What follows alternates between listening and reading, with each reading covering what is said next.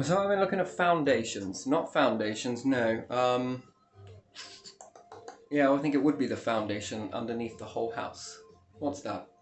It is the foundation work, isn't it? Yes. So if you think about it as, if we were to shrink it down, and then we think about it as a slab, one patio slab, rectangular shape. So if we think about the house floor underneath the entirety of the house, where you have damp course and everything else, all of that you are relying on that one slab. And then you build a house on it, which usually consists of bricks that go all the way around the outside of it, right? Which puts pressure naturally on that slab. So if there's anything harder in the middle of it, isn't it going to cause that slab to naturally start to break? And then you've got roots underneath it.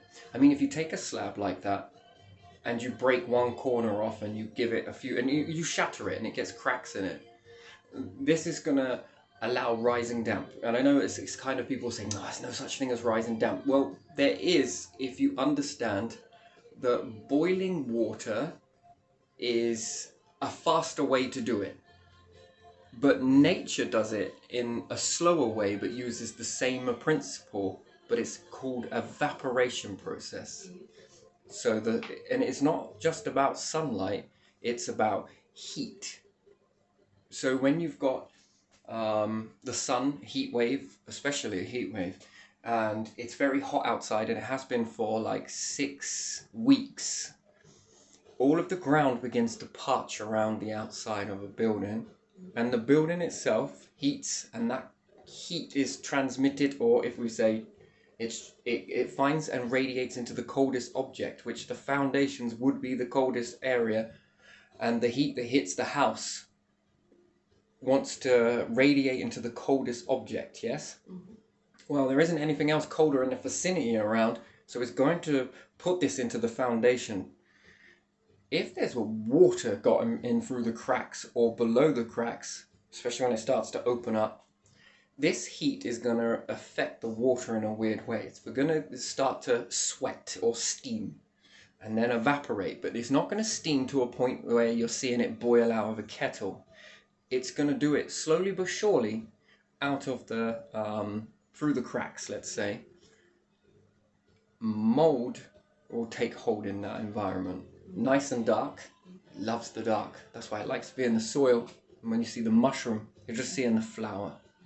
And that's not even 10% of it. It's not even 1% of what's going on below the ground. You see, that's an interesting thing. And they'll say, oh, but heat rises. Yeah, it does, doesn't it? In certain areas, in certain situations, it rises. But when the environment is hot enough, I don't think that's going to rise, because it's got nothing to radiate into. It's going to radiate into the coldest object, which that's when it's going to go down, right? Yeah. Rather than up. Yeah, exchange of temperatures.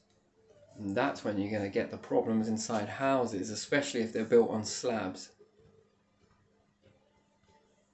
And it would seem that mold would become quite advanced. It already is. I think it's fascinating, mold. It works on a wicking system, which is pretty unique, actually. It's better than trees. It works on a wick system. It only needs one part in very moist conditions, and it has a way of wicking it all the way through its colony. And it's very impressive, that. That's almost like a line of people at a river, and there's no water pipes in the old way, and one takes a mouthful of water and passes it to the next person, then to the next person, then to the next person. I mean, sure, each one is going to drink, but this one is different in this aspect, because each time each human along that chain is hydrated, then they begin passing the water to the next. Then you add another person on the end of it, which is the expansion of their colony. Then you add another person on it, and they can move across dry areas with being connected to a wet area, but they have to start at the wet area and advance outwards into the dry areas. Very interesting. Concerning in a way. That is very concerning in a way. I'm not sure You know, a lot of people say, oh, it might be a meteorite. It could be that wiped the dinosaurs. It could be this that wiped the... I'm not sure. I think it's got something that is so small and insignificant. I believe it's a spore responsible. I think fungus are responsible for the wipeout of dinosaurs. Personally, I feel that. And perhaps there were other cataclysmic events going off at the time, so it kind of muddied the water a little bit. But all life near enough, except for the exception of water life, was extinct. The rest of it that was in water seemed to have survived. Most water creatures. All land creatures did not. So, crocodiles, alligators, they must have an ability to go into salt water.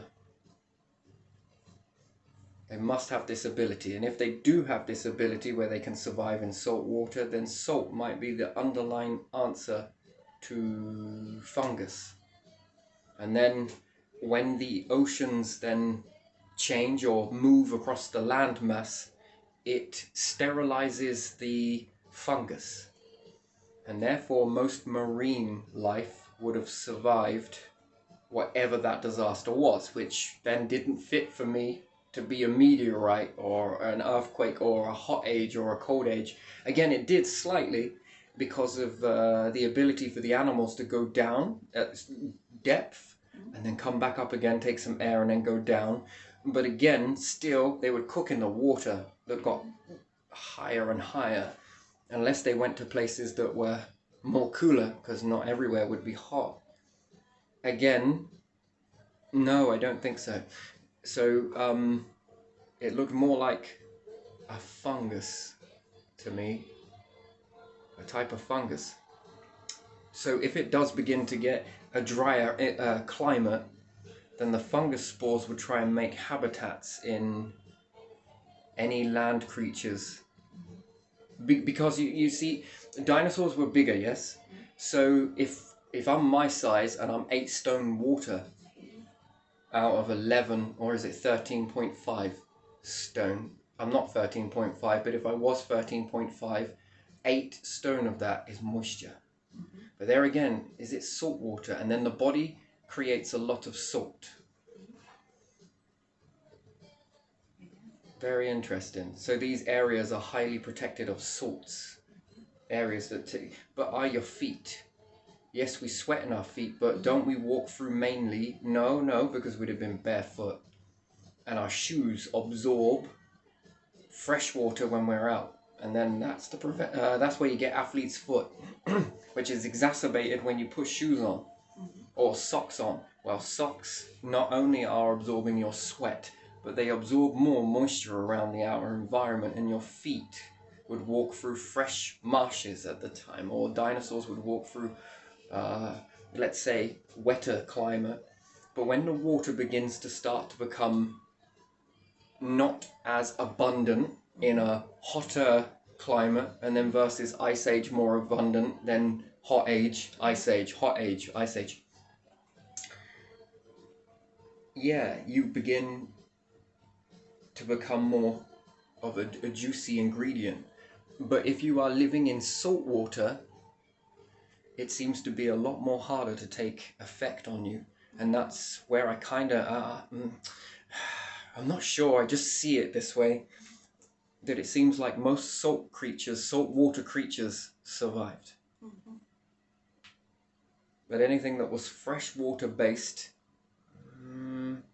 and then you've got it where sharks will swim, some of them will swim in fresh water to try and kill parasites that are on them from salt water. So for them to do that seems like the biggest pain in the arse ever, but that for them to keep doing that.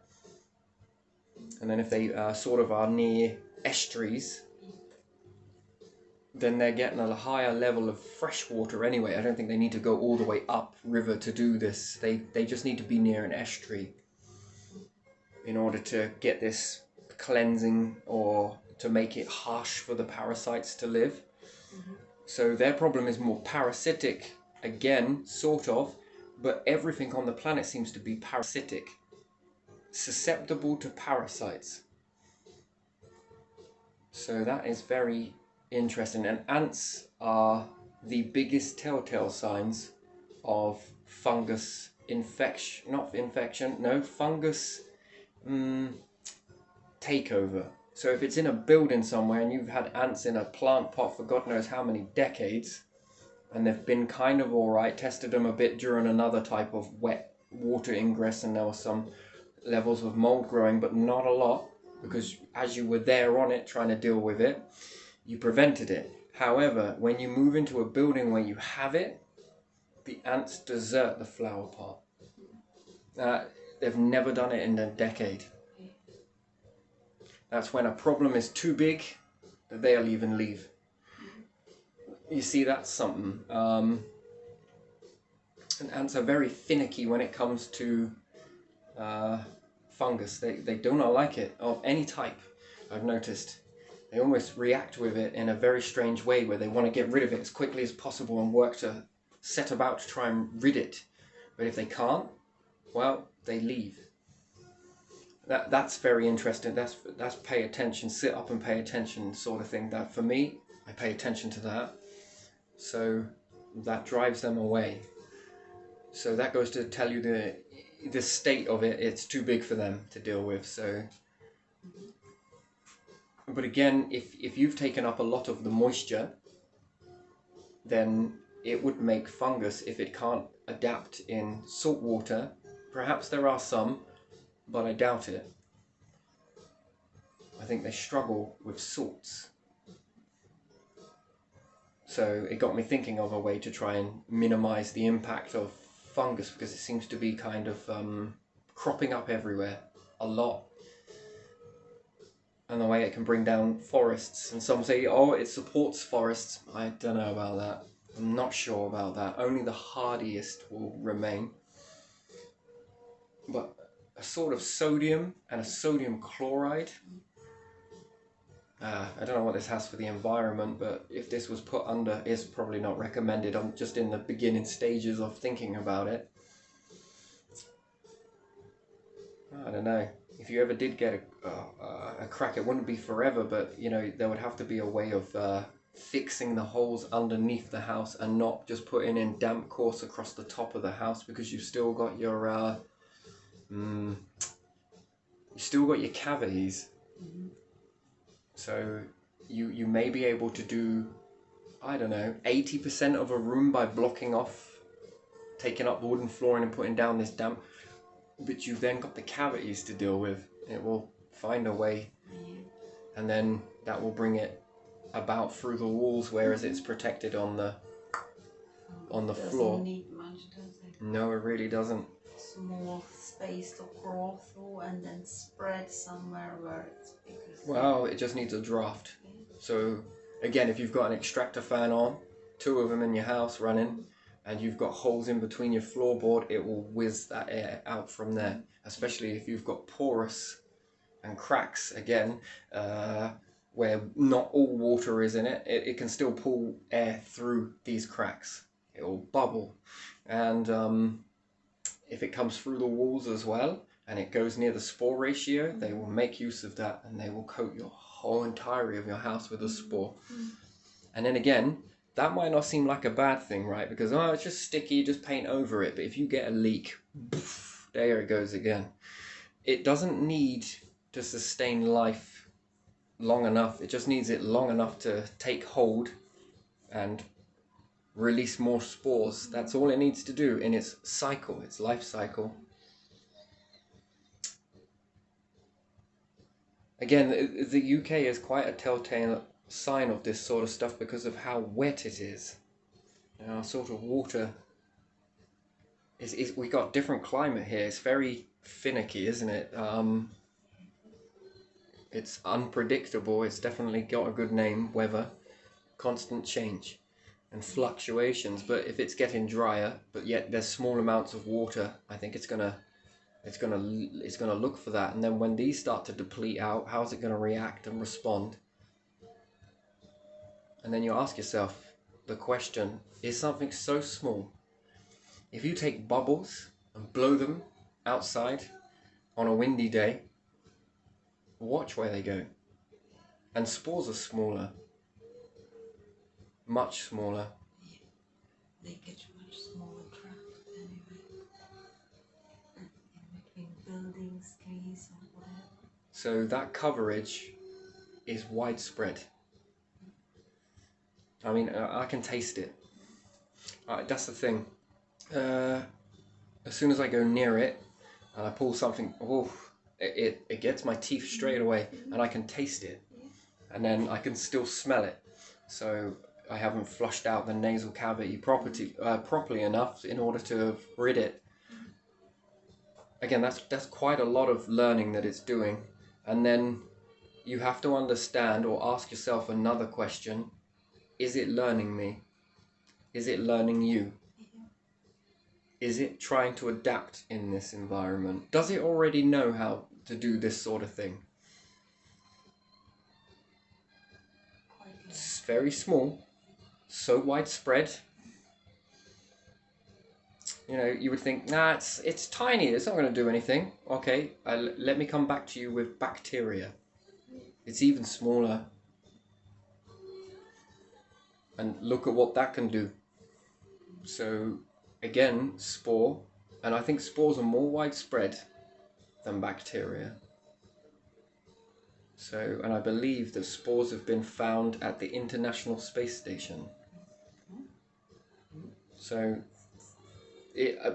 I'm quoting science that's quite old though, so whether that's still stuck around or not, I think they went and done some swabbing. But on a particular program that I remember, if I recall it correctly, that they said that they had found some on the International Space Station, I believe, and that the spores apparently could get to space with this type of knowledge. So that's adapting.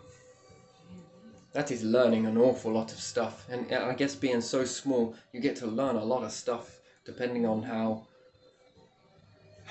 And then where did this learning start? Did it come in this way? And then how potentially could this be widespread? Did it evolve on this planet, or did it evolve on another and inhabit or infest parasitically? Again, we are all parasites. We are parasites to the earth, whether you want to choose to admit that or not. When you inhabit a body, or we live on earth, and we are parasites, the very definition of it. So is it possible that we could inhabit another planet? Yes. Is that then infesting? Well, yes, because we would be infesting that. If you think about it, it's a weird way to look at things, isn't it? The more of us there is, the bigger infestation. Right, so when you understand that if we inhabited Mars, Moon, and let's say some of the moons around Jupiter, all the way up to, let's say, Neptune, and different stuff like this, and we were large numbers, just colonies building everywhere. You make the environment yours, and life, no matter how small or how big, it's all doing the same thing. We just use a different way to learn things because we understand our own patterns. It understands it's probably on its own way. And this information sharing, well, hornets do it. They remember who to sting, and they know who to sting. It's chemically done, so ours is chemically done, if you want to say ink. And then you read scribbles. So communication. And then if we inhabit another planet, well, you adapt, you learn it. Why do you learn it? Because you need to survive. And you seek out water, and if you can't find the water, but something else was holding on to water, would you extract the water from that? Yes. And this is no different from any other life form. It's almost like on your marks, get set, go.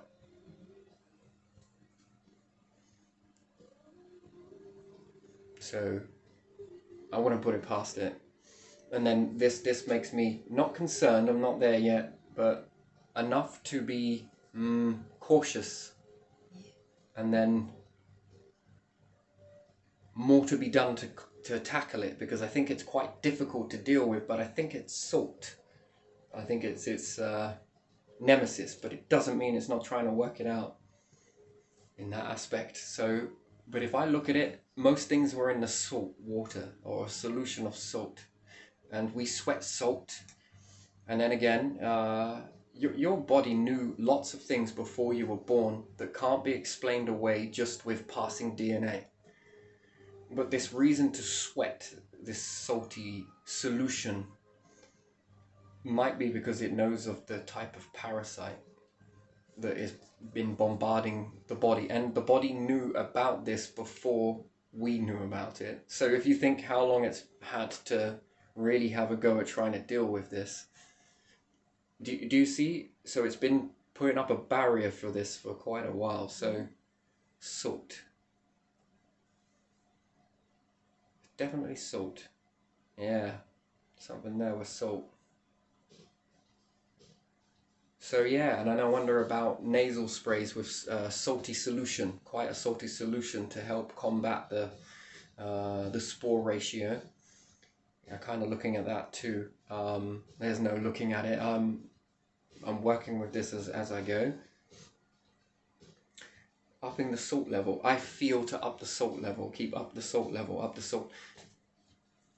Make it a bit more potent. And then I wonder. I'm sure it's going to be a preventative. It's because salt isn't going to. If you can crystallize it, but then how much salt would you need in a house like that? And then if there is water ingress under the, if it condensates, the salt becomes soluble, and then the water disappears, evaporates, gets hot, it crystallizes. And then I wonder if that process of crystallizing, probably won't do no good to the interior of the house, but would it prevent mold from growing? And providing you didn't have any cracks and it didn't escape, how much more of a benefit would that be? Would it even do anything? And then if it did leach into the ground underneath because it cracked and it leaked out, would it put a preventative layer under a house to ward off any more infestation of mold or fungus? I'm not sure. I don't know. Maybe it's not 100% fail safe, and there might be some types out there that can deal with this a lot more. But yeah, it definitely seems to like fresh water, not salty water.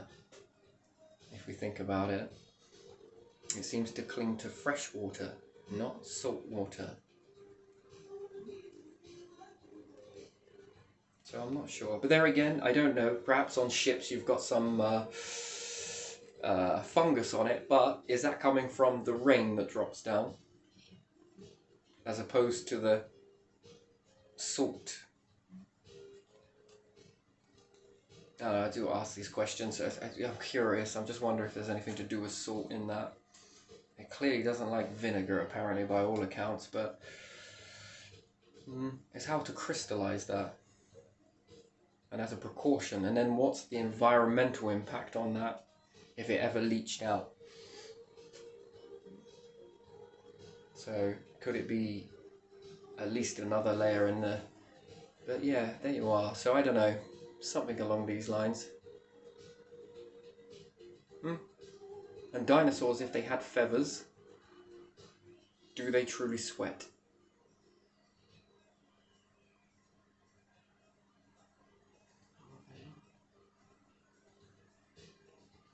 So it would affect animals such as dogs first, because don't they sweat through panting and through via the tongue? So they don't have it on the outside then.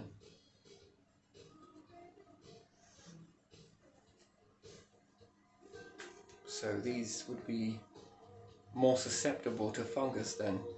And then humans are the adaptation to that then. Are we? What other creatures sweat on the outside?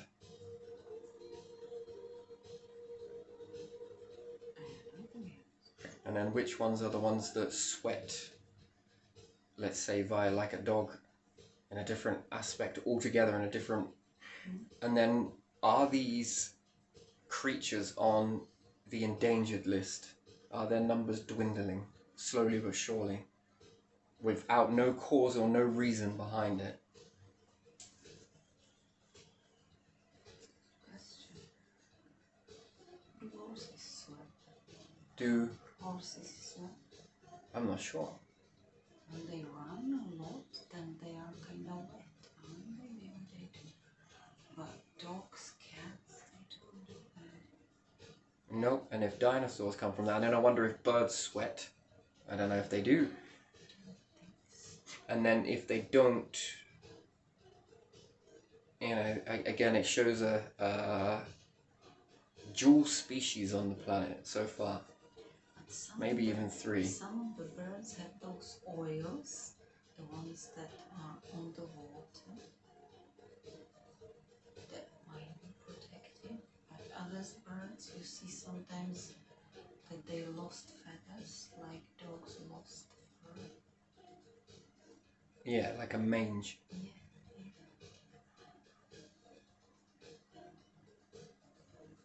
Interesting. I don't know. I just explore this one, and then maybe it's nothing, but still salt. Not sure. Hankering around that. And yes, oils too, I believe. Yeah. But again, that has an impact on the environment. If oils were to leach out, maybe not. But yeah, especially when you notice warping on the ceiling and different things like that, and then you notice the floor is not 100%, then I'd have to suspect that underneath a wooden floor,